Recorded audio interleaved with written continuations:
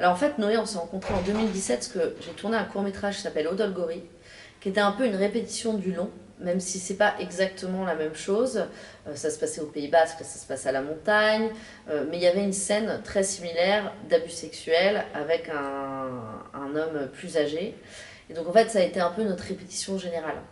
Euh, et ça nous a permis de trouver comment se préparer, elle et moi, à tourner ce genre de séquence qui est en effet un peu compliqué. Sur le long, ça a été beaucoup plus simple en fait parce que Jérémy Régnier aussi, il a vraiment l'habitude de ce genre de séquence et il était très bienveillant. On était un peu comme une fratrie quoi en fait. J'ai l'impression d'avoir mon grand frère et ma petite sœur et ensemble on racontait la même histoire.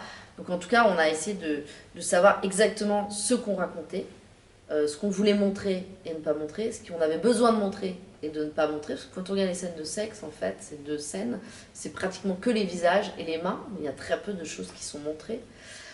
Et ça, c'était très important quand même, parce qu'en fait, on se rend compte que pour faire une scène de sexe, c'est pas la peine de tout montrer, justement.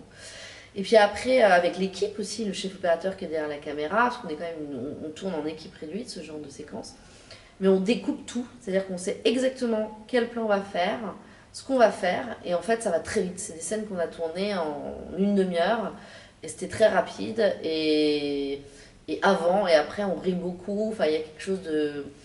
Mais le plus important en fait c'est de savoir ce qu'on raconte, et c'est le respect, la bienveillance, ça c'est quand même primordial quoi.